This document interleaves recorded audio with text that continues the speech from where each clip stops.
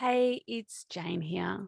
Before we dive into this episode, I just wanted to let you know that this conversation is one of the most powerful I have had on the podcast. And honestly, I have been procrastinating on putting this out in case it's too much.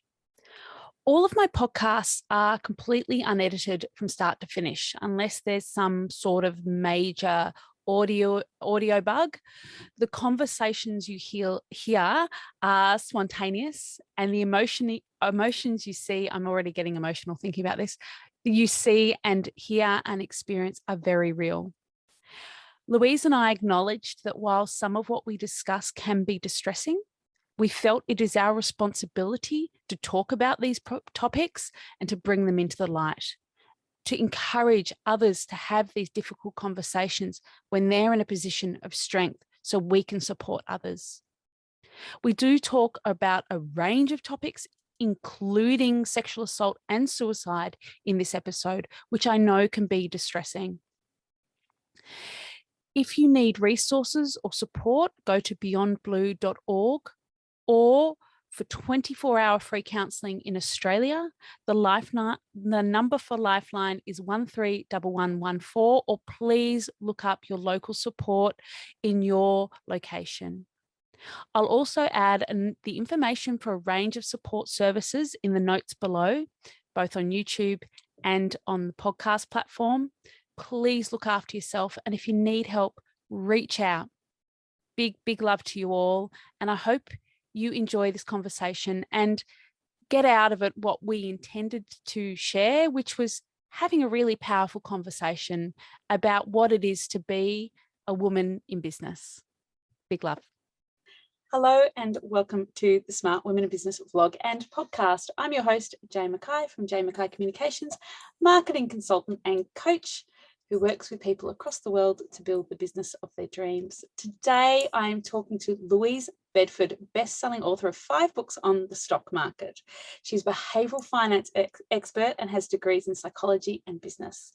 Louise has been running the 6-month repeat for free www.tradinggame.com.au mentor program since 2000, and she's also the founder of talkingtrading.com.au, a free weekly trading podcast. Known as the corporate executive who lost the use of her arms and achieved financial freedom by trading with a pen in her mouth, Louise will inspire you to achieve your trading best. Wow, Louise, welcome to the show. Oh, good to be here. It's so exciting to finally catch up. Please tell me about your incredible journey and how you got to where you are today in your business. Sure. So I think the journey starts, so many journeys start the same way. Standard, go to uni, strive. But then after I'd started to climb up the corporate ladder, unfortunately, I developed a small little spasm in one finger on my right hand. And we always ignore these things, don't we? Because everybody's got aches and pains. But in the period of 2 weeks, it had travelled up and down both arms, and I couldn't move. I couldn't feed myself.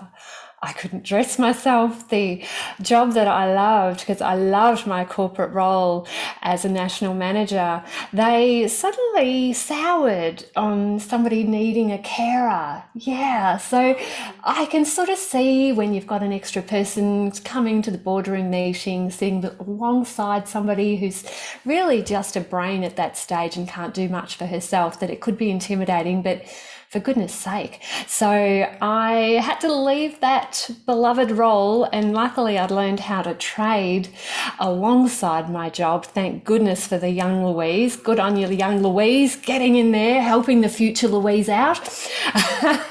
So I became a full-time trader. Wow. And so you've obviously developed this business, 20 plus years. What were the signs along your journey that it was time to evolve and change? Because our business never ends up looking how we think it's going to look. So true.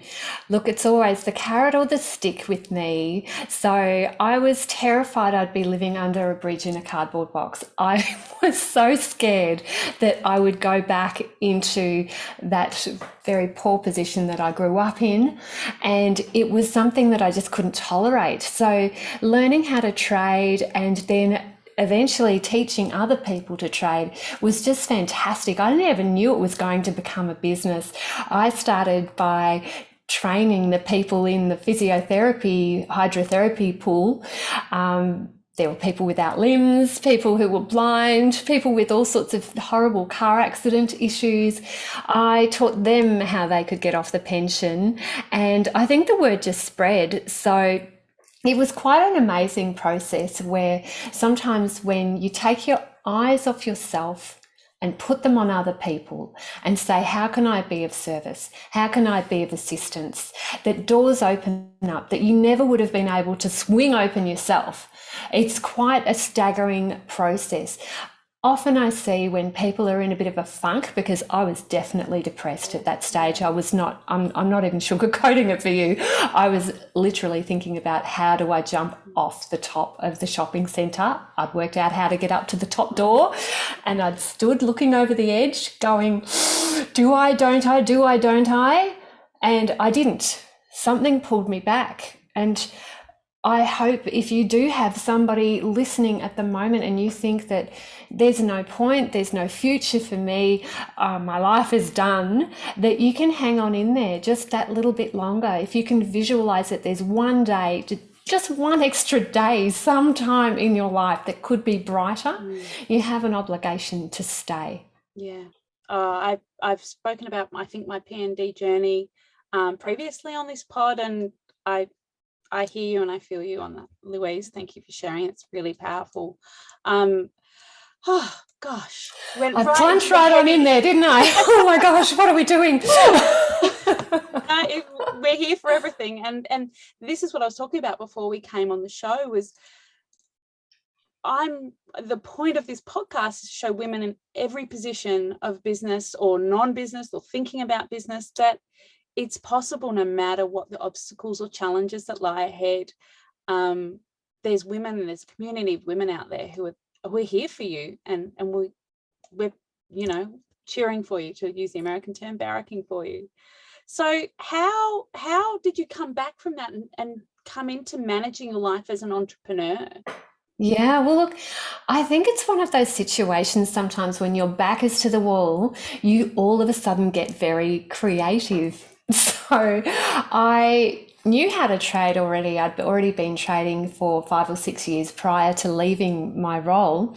And thank goodness, because really there was nothing else I could do. I didn't have the use of my arms. I needed someone to come in and help me go to the toilet. So trading became just so important, trading the markets to be able to earn money and self-esteem back and having an identity. So much of what we do is based on how we feel about ourselves and how we think others are perceiving us. So to be so egotistical in my corporate role, I was just so excited to be there. I was the youngest national manager for this big American company, and it was just wonderful. And I needed to replace a little bit of that for myself, not just the money, but the place in society, the feelings that went along with that, the achievement, the connection with other people, and the ability to open doors for others. So all of that came into trading, and the role of a mentor came about by osmosis because of that. I was looking and searching and hoping and really aiming to get something together that could be fulfilling and not even necessarily life mission stuff, just something that I could feel satisfied with.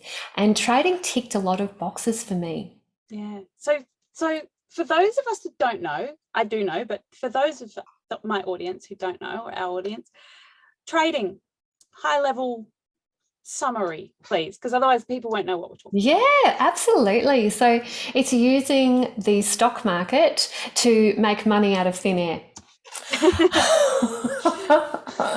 So some strategy and absolutely. So there's definitely a business plan behind it. It's a quintessential small business.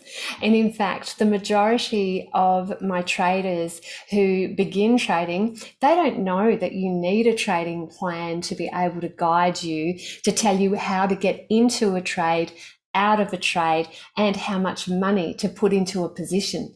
So to begin with, we're all running around going, oh, wow, this sounds fantastic. Isn't it exciting? But then as time goes on, we have to put our business heads on and we have to say, if I was a business, how would I approach this? If I had a board of directors that I was answerable to, what information would they need to show that I was doing my role properly?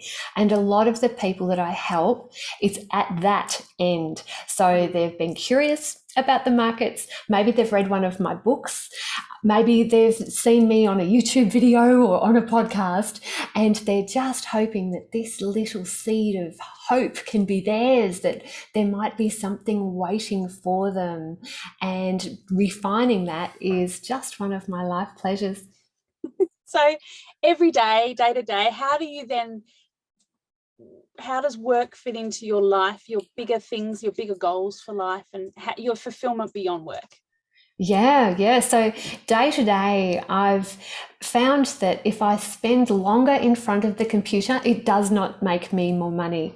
So it does. You the would hustle culture. think. Yeah, but it just doesn't. It's one of those situations where the more that we tinker with what we've got going on in the markets, the less it provides. And you can psych yourself out so easily in this game.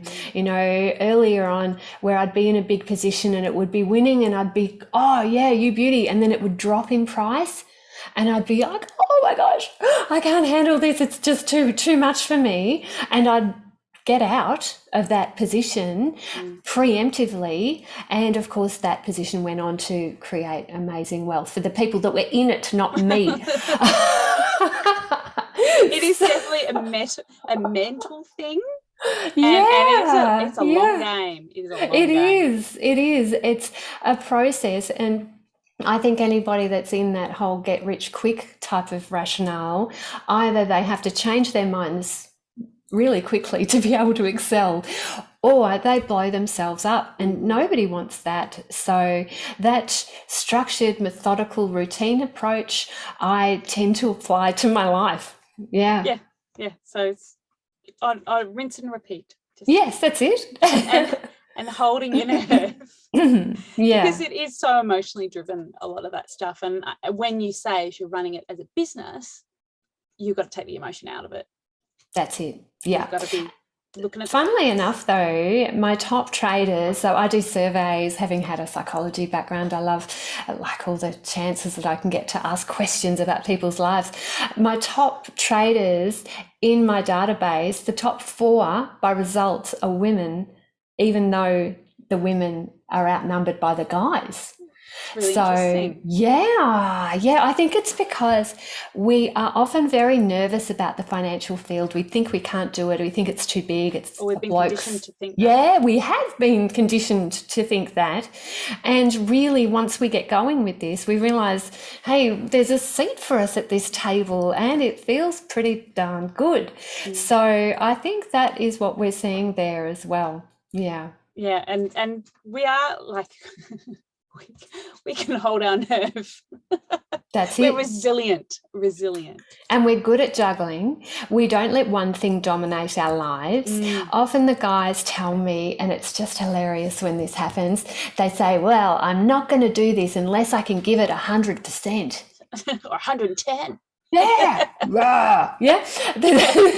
That whole, perhaps we'll call it macho, testosterone-y type of view, that isn't what it takes to do well in the markets. It's whether you can hold your nerve, and whether when you're in a huge profit you can leave it to be a massive profit. That's actually a lot harder than I think people realize before they start, which is why we build in that scaffolding of the trading plan to help us, just as a business plan guides your attitudes and your views because it's linked to your values. Your trading plan as a trader must do the same. And I talk a lot about values and how things need to be in alignment with your values, or you don't get that fulfillment, you don't get that enjoyment. It all feels, well, misaligned. It all feels out of and place. empty. Yeah. You know, you can get to the top of your field, and if it's not aligned, then you can go, well, hell, now I'm totally burnt out and I've got no energy. I've got You know, if nothing. there's nothing left to give because you've depleted yourself. Yeah. Oh, that's so true. So what does a great day in the office look like for you? It can almost guess. Well, most of my analysis is done on a weekend. So I set aside some time on a weekend where I'm in my little office and I shut the doors and the husband and kids aren't allowed anywhere near me. And I can just focus and I can look out the window and think. And I look at my past trades that I've closed out and I say, what did I do well? And what would I do differently?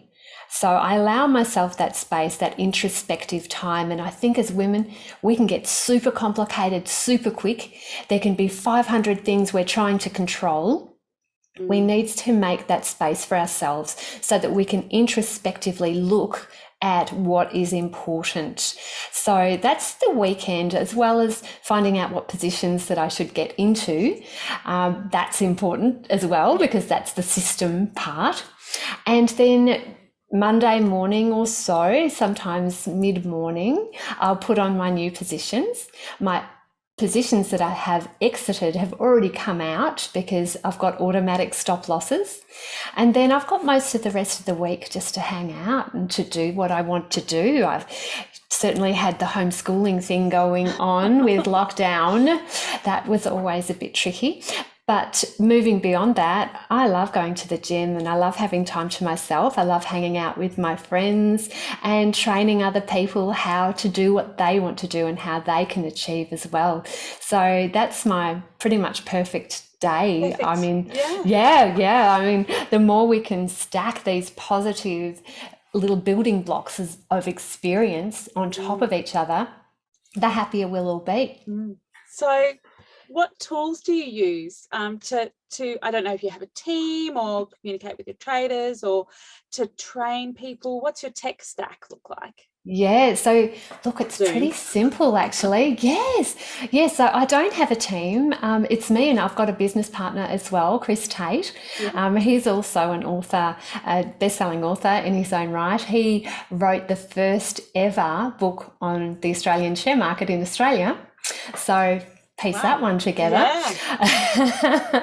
So we look after our traders over a forum and we do Zooms with them as well, and sometimes the odd webinar. We've got a system tester who is really, he's all of my tech stack. He's got it all in the one package.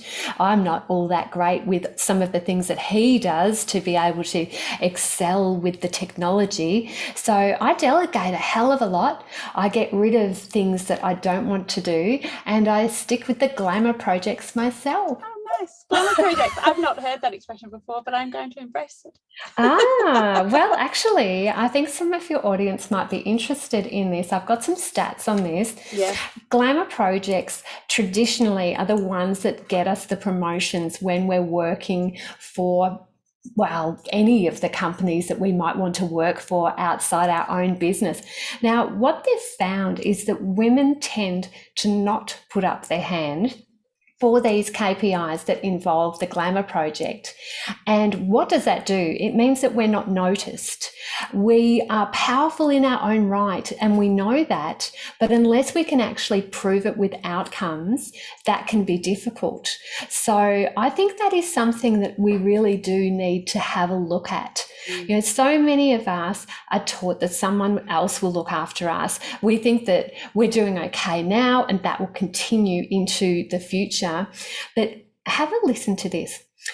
The fact is that more people believe that time travel will occur in the next 20 years compared to the people believing that women and men will achieve a 50-50 split in senior management in 20 years. So currently, the split is that senior management only has 30% of women. But when surveyed, and this is by McKinsey and Co., so this is 70,000 executives.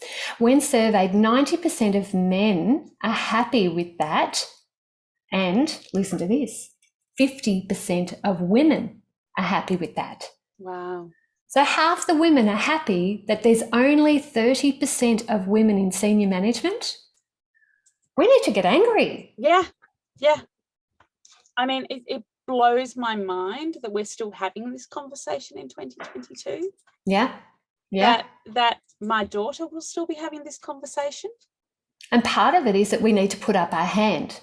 So in terms of, they've got a nice nifty way of assessing those glamour projects. It's a 10-point scale, and women traditionally only get 20% of those glamour projects. Now, I think that has a lot to do with that previous statistic about, hey, time travel before we hit 50-50 with the C-suite. What the hell? So we need to make sure we're in a position to earn more regardless, whether it's through trading the way that I've done, but also looking after ourselves, advocating for ourselves, and frankly, advocating for other women on the team. Yeah. And women traditionally come together so well as a community, and it just blows my mind that there's still that element that doesn't mind. 50%. And if you look at it from our school point of view, like when a boy yells out in class, the teachers tend to reward that behavior, whereas girls are strictly told, put up your hand, sweetheart. We don't want you calling out. So we're not used to being outspoken. We're not rewarded by that. And as a result, we get overlooked for these unique opportunities to prove our skills. Now, to me, I've seen my female traders get empowerment here, take back their power with trading, but then apply it actually in their jobs, because it gives people the power to say no. If you know you've got an extra 100,000 coming in on the side and your boss makes an unreasonable demand, you're more likely to be able to say, actually, not this, but that. Give me that project. That actually, I feel, goes a long way to creating that safety within ourselves, which we need to feel confident, because confidence expands us. And confidence in terms of how we show up teaches others that, or gives others permission to also be confident. Absolutely. Actually, there's a book called Feminist Fight Club. It's a brilliant little book that actually gives you some strategies about how to help not only yourself, but also the sister sitting beside you, that we can use our power together to give each other confidence. And that's one of the reasons why I love your podcast, because even though you and I are not sitting together at that boardroom table, we are certainly able to give each other that feeling that it's okay to talk about these things. It's okay to feel angry, to get angry, and to take action. I think it's really important. This sitting back is doing us no good. And it's not doing any good for our daughters and their daughters, because this is going to take so long that unless we start taking very loud action, nothing's ever going to change. Yeah. And it's even to the point where we're taking on more debt because of it, because of this lack of confidence. So if we have a look, I've only got US stats for this, and I know your US group will be interested in this, but I think it's, hello. I think it's quite generalizable to Australia also. Women hold nearly 2/3 of the student debt in the US. So let's have a think about how that can play out over life. More women are going to college. In fact, 56%, if you look in general across the board, 56 of any faculty is female when it comes to the students. So it's not that we're not getting in that door. It's that we're changing our mind and that we're taking on more debt because we're uncomfortable. So loans that the people in the US need to take out, the women are taking out larger loans. They repay them more slowly, and it's attracting more interest over time. So the average woman owes $2,740 more than a guy after finishing a bachelor degree. And over time, because we earn less, we pay it off slower. Absolutely. Accruing interest. Yeah, you're actually creating, even before you've started work, a cycle that is very difficult to break out of. I have seen it time and time again. I look at my own daughter who's 14, and I keep on saying to her, we need strong women for the next generation. This is your shot. We can encourage our daughters, our nieces, and even our nephews, frankly. We've got to look at the guys too. Yeah. Like we need to have a think about how do we encourage these guys to encourage the females in their life. Yeah. Your sons, talk about this sort of thing. Get it to be out in the open. Why is this a hidden secret that we have to listen to these secret podcasts to get the information? This should be splashed all over, headline, information everywhere, because it is a disservice to us all if we don't step forward. Yeah, and we should be outraged. Yeah, we should be. It's just listening to men in politics. That's everywhere. It. That's it. If you have a look at currently what's happening in Australia, and this is right now, this right now, Religious Discrimination Act, which is really interesting, isn't it? I won't go into massive details here, but it's all coming to the fore. Now, if you have got a strong view and you're not in power, what can you do? You need to write to your MP. You need to get your voice heard. You need to activate groups that you're involved with to get your message across, because if you don't, then who will? Yeah And we have to speak up for our sisters, our trans sisters, all the groups that we as women have an opportunity to represent, and speak up, because I believe so. Standard you walk past is the standard you accept. And if you keep tolerating it, you'll get more of it. So as the mother of two beautiful daughters, one trans who is 19 and one cis-born who is 14, it is really fascinating to me to see people's attitudes changing. And I'm not saying that we're completely hopeless here either, because there is so much more permissiveness and acceptance. But I think we really need to bring this to the fore. If we can't encourage our daughters to speak up, even in their part-time jobs, then I think we've got an issue here that will continue with them for life. And we can't let it perpetuate anymore. And we can't. We really cannot. Causing too much damage. I think we get a little bit scared about how to handle things like this as women also. Like if you ask around your friendship group, I'm sure that a lot of your friends will have found a time that they were inappropriately touched or spoken about at work, because we are very subject to the men in our environment. And I think that that is a very difficult situation. It makes us think we need to step back instead of stepping forward. It makes us nervous, and we can't really have that. Have you had any experience with talking about this on your show? I haven't heard all of your segments. No, not that I can recall. But it's an important subject, so I'm willing to go there. Yeah. I think one of the things that we need to do is to come up with a plan of action prior to these things happening, and to educate ourselves prior. Now, in my own situation, I had a sales manager stick his hand down my pants. So it was shocking. How was that ever okay? And this is why the boys need to be involved as well. They do. So his name was Mark. I won't give his surname because it's pretty easy to find out where I used to work, the multinational where I used to work. But I was so shocked. I know that there's the fight, flight or freeze. I did the freeze. And if you ask most women, I think most women do have that freeze response, because we're in a position that we haven't been in before sometimes. We're young and we're worried about the impact on us if we speak out. Now we shrink rather than we do. We do. Out. So I really would love to see more people have a discussion around the dinner table to talk about with their daughters how to handle this.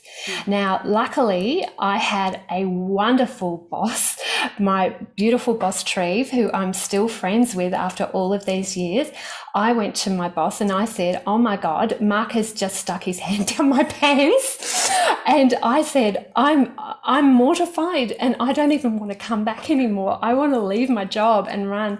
And Treve and I talked about it, and Treve said, what you can do is say to Mark, catch him quietly so that it's nowhere near anybody. Nobody's going to be intimidated, or perhaps you're not going to be in a situation where you can feel that other people are judging you, because we really do feel that. And I said to Mark, I know what happened and you know what happened. That is not the best way to get me to work effectively for you.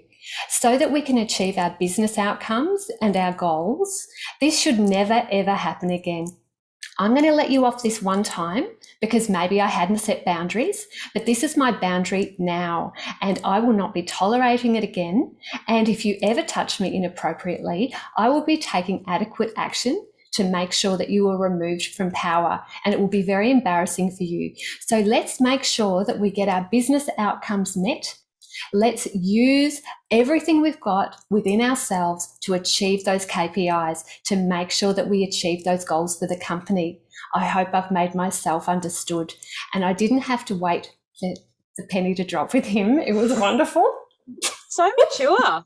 It So was articulate. just so much fun to see his little face crumple. He didn't try to justify his actions. He said nothing. He was totally dumbfounded.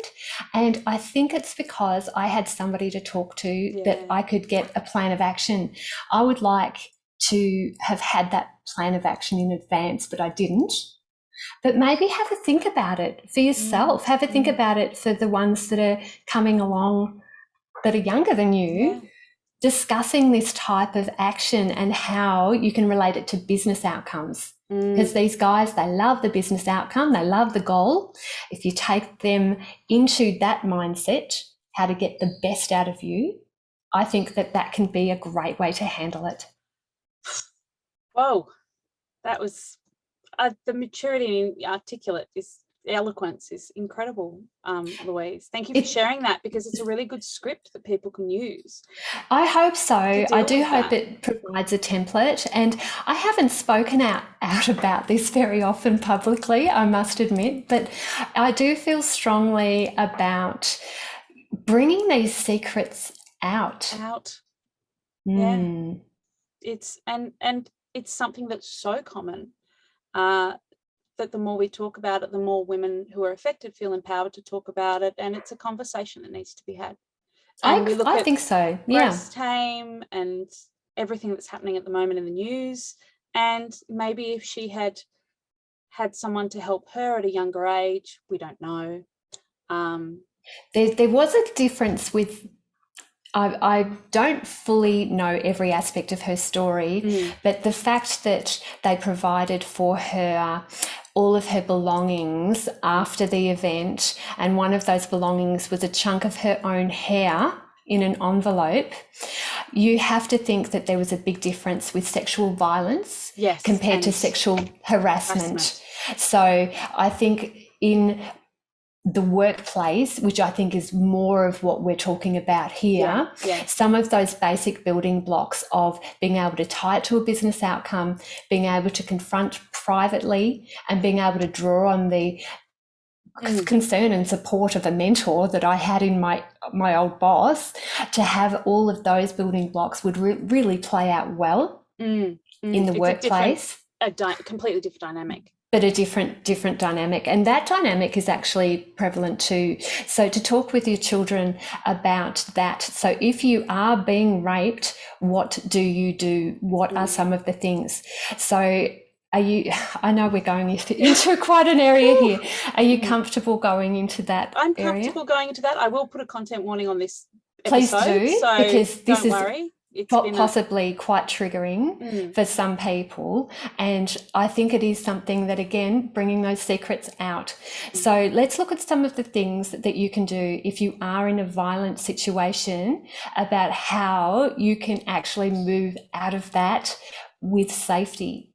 Now, the dehumanization aspect of this is really key. That perpetrator is thinking of you as a piece of meat. So say your name. My name is Louise Bedford. Look them in the eye. Number 2 is remind them that they have daughters and mothers and sisters and aunts. So look them in the eye and say, if this was happening to your sister, how would you feel? That's not what you want.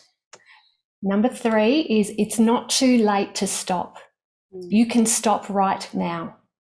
Okay, so they're the top 3, and I've got one more after this. So remind them of your name. Humanize yourself. Talk about what would this be like if this was happening to your sister or your mother. And number 3, say it's not too late to stop. Now, the 4th one, if things have got beyond that and you really don't have a choice and you can still speak, because a lot of violence happens very quickly, and if you don't have the wherewithal to fight back quickly, then you are actually going down a very dark path super quickly. This last one is to do something physically disgusting. So pick your nose, vomit. If you can, do anything you can to make yourself look vile and hideous. That is a real key too, because men cannot maintain an erection when they feel disgust. The two do not work.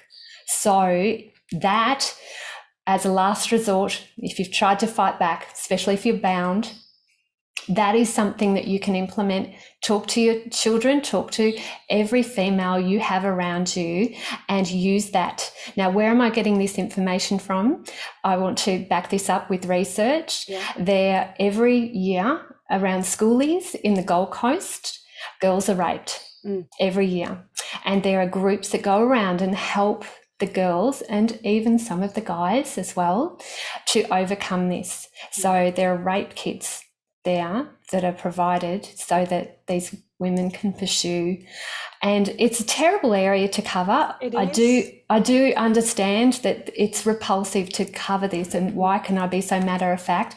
Because if I'm not matter of fact, and if I don't cover this with you where I can talk about it openly, heck, it's just another secret. Yeah, and it's something that women are the secret keepers of. And I'm going to put something in here. If this has been triggering for you, I will put resources below. Contact I'll put the resources in. Yeah, absolutely. Yeah, there's definitely things, definitely things that you can do if you're feeling that this has struck a nerve, if it has made you uncomfortable in any way, reach out. I think the way that we can help solve some of these world problems is to actually scaffold our way into feeling comfortable discussing it, but also healing after it has happened. So I do applaud you really, Jane, for bringing this out and being able to comfortably discuss this with me, to your absolute credit, because I know a lot of people shy away from these tough topics. Well, if it's something that we can talk about like this, it then gives people permission to talk about it in other ways and speak up and speak out, because if we don't talk about it as women who are mature and are in a position of mentorship, we're the ones with the power now in terms of women and mature women. So thank you for bringing that up. It's a really powerful conversation. Oh, wow. Powerful stuff. You thought this was just going to be about trading, didn't you? Yeah, I thought it was just going to be about business. But it is something that affects 1 in 5 women, at least. 1 in 5. 1 in 5. And, it's time for us to speak up, because we are responsible for the next generation as well. My daughter's 11, so we're about to start having some of those more difficult conversations, I'm sure. And obviously your daughters as well are teenagers. Yes, they're moving through, and even sometimes their friends are moving through situations like this. While we're on this sort of larger type of topic as well, I really would like to cover asking for pay rises. Oh yeah, let's talk Are about you that. up for that? Oh, Yes. yeah. So Yes. I think asking for pay rises is something that fills us all with fear, and it tends to be a once a year type of thing, doesn't it? We have that. Oh my gosh, we have that performance review and we haven't kept notes all year, and all of a sudden we do the big, trip over our words. So let's have a look at a template that we can use to increase the money coming into our families. Firstly, before that performance review, make sure that you've kept a note of all of the things that you've accomplished. Have a look at the outcomes that you've achieved.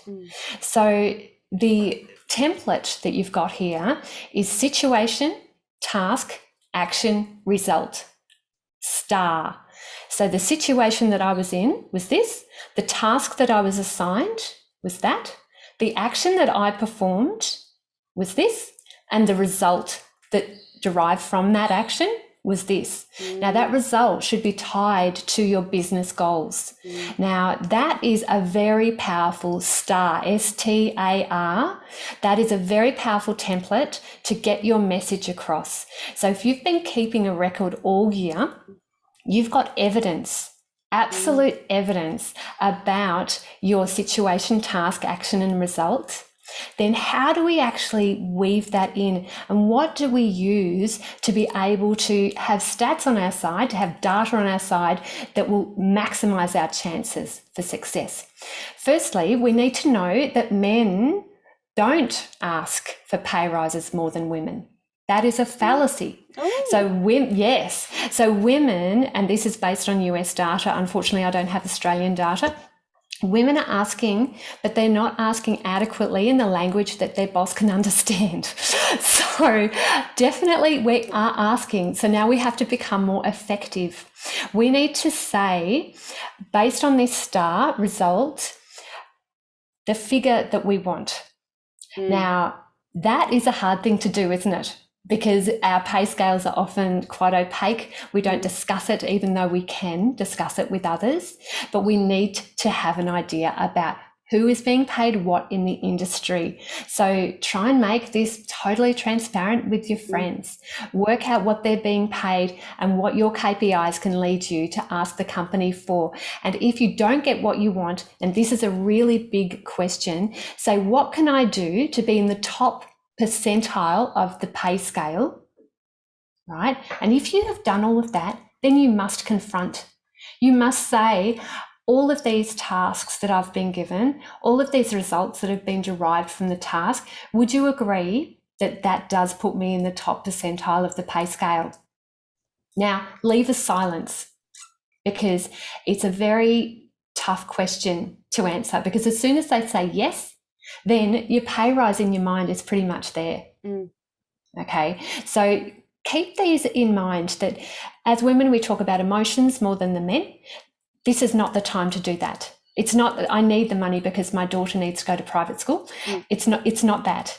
It's designed around outcomes, about how you can be the best in that category, and naming a figure, naming a specific figure that you can ask for, that you've got a shot of getting. Now, if you don't get that pay rise, what can you do? You can say then, look, I know that you didn't give me the pay rise this time. Let's review this in 3 months. Can I schedule a time with you so that we can talk about this then? Because I want to prove to you that I can get those business outcomes and I can achieve in the way that I know our business needs to achieve. And let's get some more money in the hands of women. Absolutely. You know, I think a lot of it comes down to cash. If you've got, like, I'm glad you're going to put a warning on this one, so put a swear warning on it too. This is explicit, this one. If you've got a fair chunk of fuck you money, then people are just going to not mess with you, because you're going to display it with every fiber of your being, and they're going to get that. They're going to pick that up in the way you hold yourself, and that is only going to do you good in the future for yourself and for your family. And it comes back to, we talked about earlier, confidence. Yeah, sure does. Yeah, which leads me to my next question, which is the opposite. So one of the things that affects entrepreneurs and people who are employees as well at every stage of business and career is imposter syndrome. So what are your methods to overcome this, and how do you respond to the bad days in business?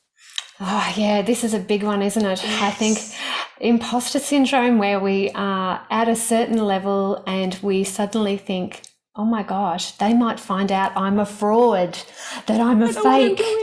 Oh my God, oh my goodness. So I think that is a very real thing. And the majority of us have felt that way, especially when we're first promoted, especially when we're in an area that we know maybe 30% and there's 70% that's opaque. That can be a bit of a tipping point. So let's firstly look at the imposter syndrome, some of the pluses. Okay, now I know this is never discussed. It's a behavior though. In the 4 years that I studied psychology at uni, every behavior is rewarded. Your toddler's throwing... Yeah, your toddler's throwing a tantrum in a supermarket. How you respond to that very first tantrum will either reinforce that tantrum, so it will happen again, or... I'm so glad those years are over. or it would downregulate that. So for ourselves, why is the imposter syndrome there? It's important to understand why. It is to keep us safe. It's to make us feel that we're in control and that we have everything considered. And as women, safety is so important. In the olden days, we would have got kicked out of the cave if we had have taken risks. So a lot of us feel this very, very deeply. Now, what can we do once we are aware that we've got imposter syndrome and we don't think that it's serving a purpose for us? It's not. We're not going to get eaten by a bear. No, that's right. What we need to do is we need to convince ourselves of our worth. Now, that may include that STAR technique, the situation, task, action, result, reading over your previous accomplishments. That is a really big one that people just reject. Often when we're in a funk, we don't think of the good things. I have a folder with screenshots of all the lovely messages I've got from clients. Beautiful. I've got my bookcase behind me. I've got a load of cards there, and at any stage I can pick up a card and go, oh, look what they said about me. Isn't that just lovely? So I think that's really important. We need to also remember that it's okay to feel this way, that every single person who has risen to a position of power has at some stage, unless they're a complete narcissist, which is another difficulty altogether, they have felt this way, and this feeling will pass, and it's the voice that you feed which is the one that will scream louder. So are you going to feed that insecure little girl, or are you going to nurture that little girl and say, it's okay, you're going to grow up and you're going to be just fine? And growing up means tomorrow going into that room and holding your head up high. It's just a matter of realizing that this is normal and finding methods to be able to soothe yourself so that you can rise above. Self-soothing, that's something that also applies to little babies, and you know, letting them know you are safe, it's fine. Absolutely. I think that there's a good case for having a day a week where you treat yourself like a toddler. I'm going to put myself in front of Netflix. That's it. You know what do we do for our dogs that we don't do for ourselves? You know, we make sure our dogs or our toddlers have the right food. They have enough sleep, or they get cranky. They drink enough water.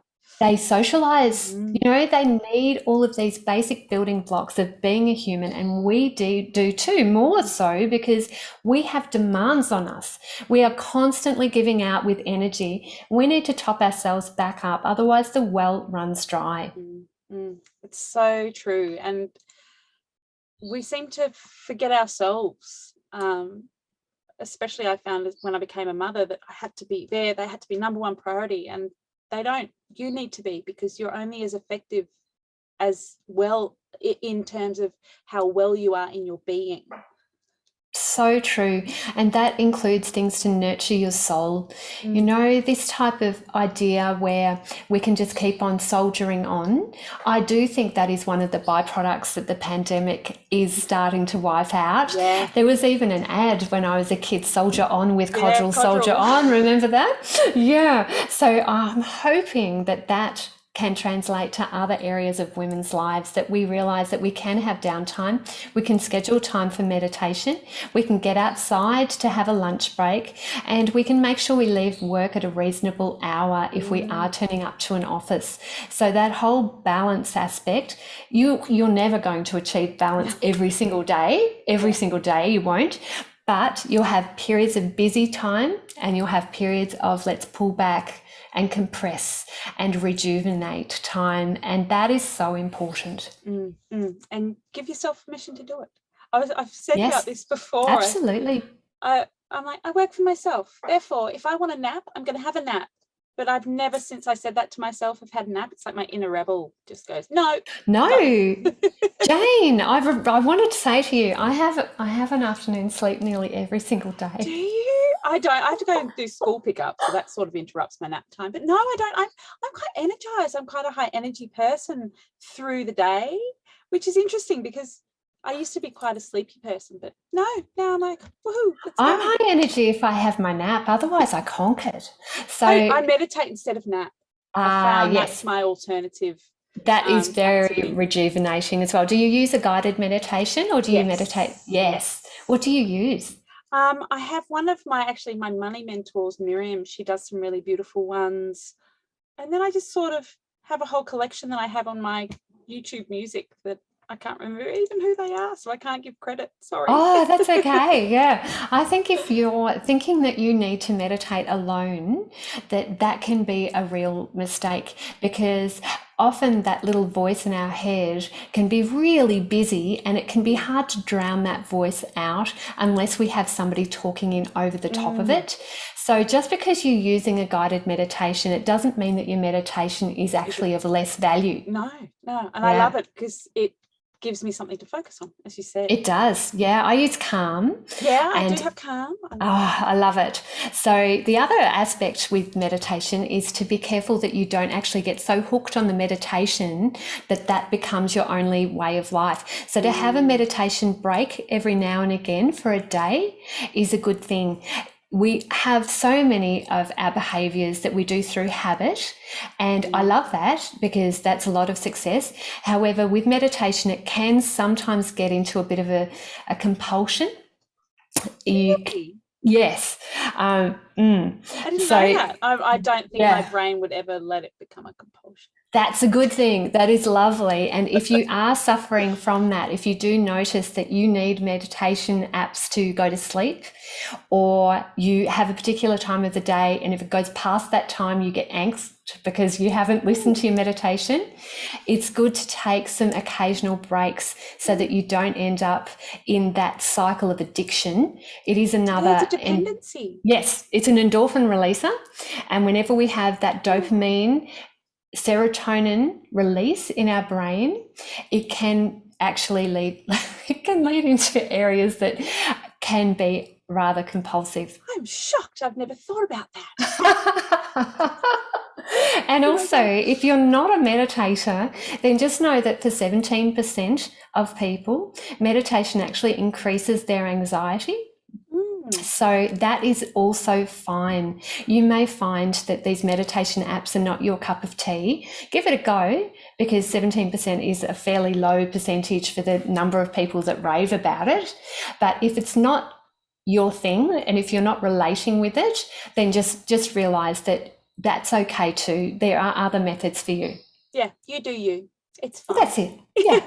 So how do you maintain your sense of community while working effectively alone? Yes, it's so important. I think that Julia Lunt Stat, I believe her name was, she did some studies into this, and you'll have to fact check that name. I know it was Julia Lunt, but that's the last part I'm not 100% sure of. She found that loneliness is comparable in health to chain smoking. So it's a significant aspect to look at for your own well-being. I'm so happy with my group of traders that I've mentored throughout the years. They are either they've done the mentor program because I knew them before. My mentor program is the one that I look after my traders with primarily. So all of my friends have done the mentor program, or traders from all walks of life have found me, and I've become a friend to so many. So that's really, really important. One thing I might mention is a little happiness project I did a few years ago about connection. I have a challenge for you. Okay, we're ready. You ready? Here we go. I did it, and it was freaking awesome. I wrote a card per day to somebody who had made an impact on me. Ooh. And I did it for a year. Wow. It had a clear start and a clear end. And you can use card apps to help you. I used sendoutcards.com, so you can type it in and then they send it out for you. But it's a card, it's a physically delivered card. Now, after the first 3 months, I ran out of people. I'm like, oh my God, my primary school teacher, I wonder if I can find her. And I found people who helped me in a restaurant, who worked at Woolies. They came into my life and I noticed them. And it was such a wonderful process, that gratitude, but with an outcome. It really did so much for my views of humanity. And I really do think that year that changed my view about support from others, helpfulness of others, and the impact I can have into other people's lives. And any type of gratitude practice is so powerful in terms of how you feel about your life and others. That's wonderful. I love that. I don't know if I know 65 people. You won't. You'll have to let them come into your life and to notice them. Yeah, oh, that's amazing. So what's your core why? What keeps you motivated? At risk of having this committed to memory, to inspire others by leading by example. Oh, nice. Yeah. Because that's leadership, isn't it? It is, and that's why as well, I'm happy to discuss with you, Jane, other areas other than trading and business plans, because even though that's my core competency, if you like, I mean, helping people achieve in the share market and being a mentor to so many thousands of people, writing books, writing articles, all of that, yes, but the value behind that, my mission, if you like, is to inspire others by leading by example. Oh, thank you. I really appreciate that you've been so incredibly honest today, Louise. And we'll round out with, what are your top tips for the smart women in business across the world? Firstly, find a mentor. Find somebody that you relate with, that can care for you when you're down, that can also act as an unreasonable friend. Someone who says to you, look, that's not good enough. You need to do better. You need that combination. You can't just have a friend do this for you. You need somebody who will be that unreasonable friend to work with you and guide you. So number one is find a mentor, and number two is to watch your connections. So we become like the people we associate with. So if you are hanging out with people who all they're thinking of doing is going to the pub on a Saturday night, where their next holiday is, what they're going to drink, you are probably going to represent the average of those 5 friends. So upgrade your friendship group and see where you're at. You may have to reach out and get out of your comfort zone to do it, but do it, and do it well. Do it with gratitude. Find people that you can relate with, that can drag you up to an upper level, just a little bit further. Just shine that spotlight just as far as you can see, and then walk to the end of that. So I think they're probably the main 2 areas I'd encourage everybody listening to this podcast to do. And what I always find interesting about these conversations is it's never about get a better computer, get a better car, get a bigger house. It's always about the people that we spend time with. Absolutely. And if anybody Yeah. If anybody listening would like to reach out to me, I don't have a virtual assistant. I answer every email myself. So come to my website, tradinggame.com.au, register, and I'll send you my free 5-part e-course and my trading plan template. And then we'll be in touch. You'll get my newsletter once a month, which is primarily about topics like this. I amazing. talk to people who follow me. There's thousands of people from around the world now that follow me, and it is designed to get real and sometimes to get dirty, and to make sure that we are all elevating, because that way we've got that rising tide that lifts all ships. Fantastic, Louise. Well, that was my next question covered off. How can people find out more about you and your work? Fantastic. We're very efficient. I will put all the links in the show notes, Louise. Thank you for being such an incredible guest today. I've loved every minute of it. Keep spreading your magic into the world, Jane. I adore your show. There are so many more people that will be attracted to you in the coming years. And really, with what you're doing, every success to you, my love. Oh, thank you so much, Louise. Maybe we will do this again. Good stuff.